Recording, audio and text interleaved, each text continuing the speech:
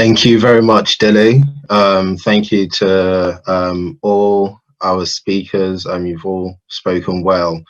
I just wanted to touch on Biafra as an entity before now going into what Biafra should look like when it becomes a free nation. So, contrary to popular opinion that Biafra started in 1967 with the declaration of Biafra by Dimchukwuemeka Odumegwu, I know, of course, it have been touched on by earlier speakers, but I will also read an excerpt from the Presbyterian Church of Nigeria and how it came about. So very quickly, the Presbyterian Church of Nigeria was founded by a United Presbyterian Church of Scotland missionaries led by the Reverend Hope Masterson Waddell on the invitation of King Eyo Honesty II and King Eyamba V.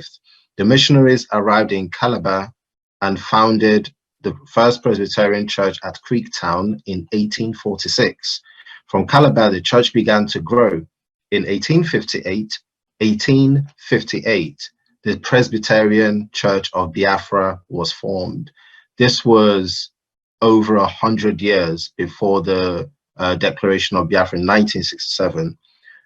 And then so 1858, Presbyterian Church of Biafra was formed. The Synod of Biafra formed in 1921, Synod of Biafra. The church developed rapidly. When the Presbyterian Church of Biafra was established with the Synod as the highest court, the church became independent. The Presbyterian Church of Biafra became the Presbyterian Church in Eastern Nigeria in 1952. And in 1960, the Presbyterian Church of Nigeria was born. So, and some people might say, well, Biafra was is just referring to the bite of Biafra and not necessarily to the region. But actually, you can see that there was that progression of the Presbyterian Church of Biafra becoming the Presbyterian Church of Eastern Nigeria, even before Southern Nigeria was created in 1900. And also, if you listen carefully to what I read out, you would hear nowhere that Igbo people were consulted on whether we wanted to be a part of the Presbyterian Church of Biafra and grouped into Biafra. It was formed in Calabar by the Calabar Kings, and we were all grouped in as Presbyterian Church of Biafra. And there was also nowhere that anybody complained about that. When we were about to declare when Ojukwu came back from Aburi, and it seemed like Gowon was going to renege on what had been agreed in at Aburi, the Ojukwu called for a meeting of the Eastern Assembly and had asked everybody, what next? What do we do next? And in that meeting, every single lawmaker representing the 20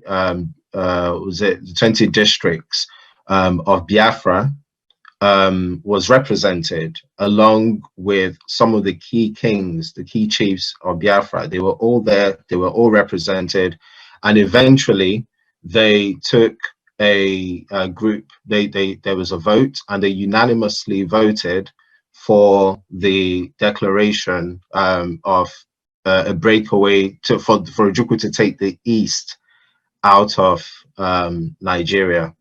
And incidentally, it was actually an Ijaw man by the name of Frank Opigo who went back again to what the Calabar Kings had done in 1858 and reminded Ojukwu that we are Biafrans, so let us name this new country Biafra.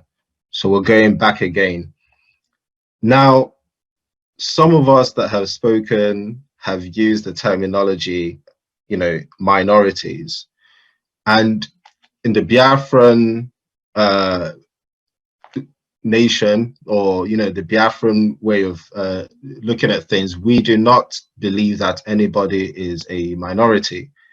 Nobody is a minority. The Jaws are not minority. The Ogunis are not minority. Ethics are not minority. Igbos are not minority. You cannot go to another man's land and become a majority there. You know, even if Igbos have a population of 40 million or whatsoever, that's in Igbo land, in the indigenous land.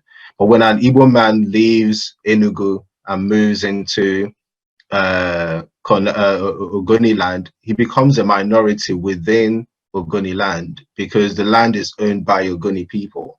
So we do not believe that any group of Biafrans are minorities. We are all equal partners in within Biafra. And in order to ensure that that is the case, because it's easier said than done, you know, words are sweet and it all sounds great, but there's always the human factor. There's always the human factor. We have to be mindful of that. And that's why Biafrans are looking at a Dubai model. You know, we have the UAE. And within the UAE, you have, you know, Dubai, you have Abu Dhabi. And these I don't know what to call them, whether they're nations or tribes or whatever, but they're almost autonomous. You know, but I never hear anyone say, oh, you know, I'm going to the UAE next weekend. You'd hear them say, I'm going to Dubai, I'm going to Abu Dhabi, because, you know, for instance, Dubai has its own airline, UAE has its own airline, and they're really growing at their own pace. There are about 7 kingdoms, but they're all growing at their own pace. And so this is what we want to, something similar that we want to replicate in Biafra. We don't want a Biafra where one ethnic group will marginalize the other ethnic group. And some people may think that the Igbo will marginalize the other smaller ethnic groups because they have a larger population. But it's interesting that presently in Nigeria, the group that seems to be marginalizing everyone is probably about number 10 down the line in terms of population. They are not one of the big 3. They are not the Igbo, it's not the Yoruba, it's not the Ejo, it's not the Kanuri, but those who are not even Nigerians that migrated from outside have somehow taken control of things. So we don't know if the Igbos will marginalize Biafra. Perhaps it could be the Ogoni that will marginalize all of us. Perhaps it could be the Ibibio. We don't know. So we have to safeguard everyone and just make sure that everyone is safe. And even if we had a Hitler become our president, because of the checks and balances in place, there's only so much damage that he can do. So if we have that in place and we ensure, for instance, that the presidency is rotated, okay, and some people will say, no, you should not have a rotational presidency. The presidency should be based on meritocracy, and it should just be, you know, the best person takes the job. But no, I feel that in every group within Biafra, you have capable people and intelligent people who are good enough to present that presidency. And it just means that everybody has a good shot at it, and nobody feels that, well, actually, it's only the Ibibio people that is ruling us, or it's only the Ogoni people that are ruling us, and they're not even Biafrans, they came from Ghana. So I see you, Priscilla. So, you know, we have to be mindful of all of that. And that's why it's good that we rotate it and we make sure that everybody is, you know, carried along. And also referendum. Another thing that has been mentioned is that a referendum in the Constitution. So if we have a referendum in our Constitution, and it says quite clearly that every 25 years, any group that wants to leave would have the right to have a referendum and decide what it wants to do with it, so whether they want to remain or leave. When it's there written in the Constitution, it then means that people, whoever is in power, understands that if you maltreat people, right, they will leave. They will leave, and that just means that people will respect each other better. And you come into the element of resource control. Resource control is a very important matter. And I believe that it should be 100% resource control for all the communities. And then, of course, they will pay tax to the central government, tax of perhaps 17%, 20%, whatever the tax rate is at the time. But 100% of your resources, and we cannot afford lazy regions in this country. Everybody has resources, so we have to get up and do something. So, and then what will bind us together will be military and, you know, foreign services. And now to conclude, I would like to say that may the souls of all those who fought and died during the Biafran War, being that it is now the 29th of November, sorry, 29th of May, and we'll be having our sit at home tomorrow, may their souls of our gallant heroes and all those who were starved to death rest in perfect peace.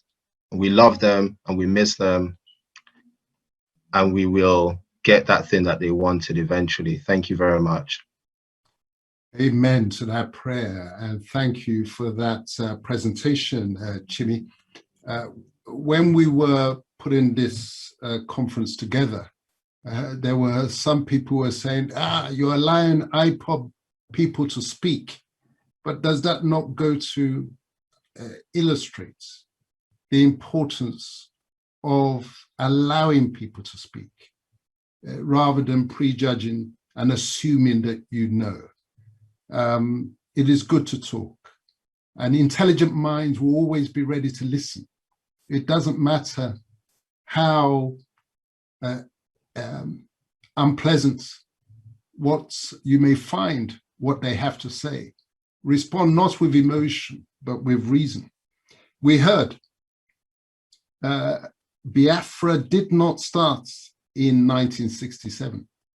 That identity, that label, it was not started by the Igbos. It was actually started, if anybody is to be, in inverted commas, blamed, it started 100 years before by the missionaries. The Presbyterian Church of Biafra was created not by Igbos. It was created in Calabar by, in my assessment, the British missionaries, but it was not an Igbo project. Interestingly, it was said that the Igbos were not consulted in being grouped under that label.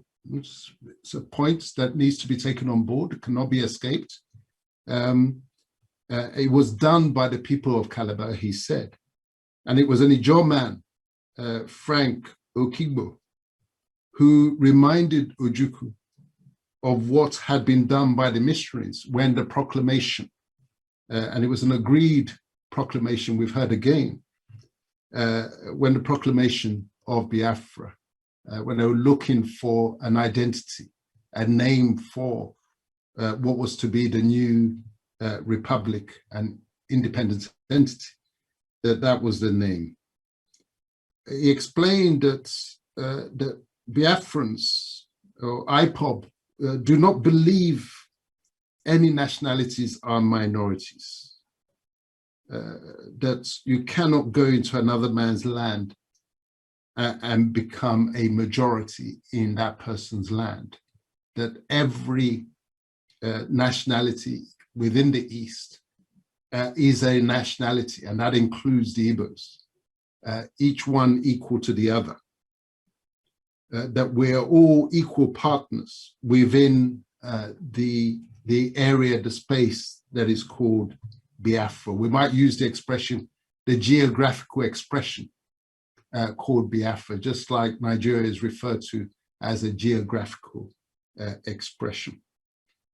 He explained that the vision for Biafra is modeled on what we see in the United Arab Emirates, with Dubai having its own identity, and alongside Abu Dhabi and other such members of the UAE, the Emirates. such is a loose union with each of the nationalities having their unique and enjoying their unique identity and self-expression. He pointed out that the irony about concerns that simply by virtue of the numbers of the Igbos relative to the other Eastern nationalities, the concern that that will be a recipe for domination, and points out the irony that it is a minority ethnic group, the Fulani, who are marginalizing majority ethnic groups, if one uses in terms of numbers. So numbers do not necessarily dictate who will marginalize and who will be marginalized. That the important thing is to have checks and balances within the relationship arrangements to guard against the risk of abuses. And in that context, they explain that what is visualized is that every group within the Biafra space that's recognizing that each one of them is capable of leadership, contrary to what we're seeing on the ground now, where it appears that it's only those who have the Fulani identity are capable and worthy of the high ground, as it were. That's recognizing that everybody has a capacity to lead, and that will be accommodated by a rotational arrangement. And then finally, what I picked up was that he said that any constitutional arrangement for that area would have and incorporate a right to leave, because if that right exists within the constitutional arrangement, then there's less likelihood of abuse once you know that there's a pathway for departure. It's like in a marriage, if everybody knows that the abused partner knows where the front door is, then you're more likely to treat them fairly and respectfully. It's ironic that Obasanjo, the general, who had 2 turns at the presidency, a bit like Buhari, had 2 bites at the cherry, that he had written in a book titled This Animal Called Man, which he wrote or had written for him before his second reincarnation, had said that any future constitution for Nigeria must contain a right of departure clause. For that very reason, he used the expression of the abused wife and the lesser risk of departure if that right exists. But of course, that was lip service. When he got there, he did absolutely nothing about entrenching that right. So Chimmi, thank you for that presentation.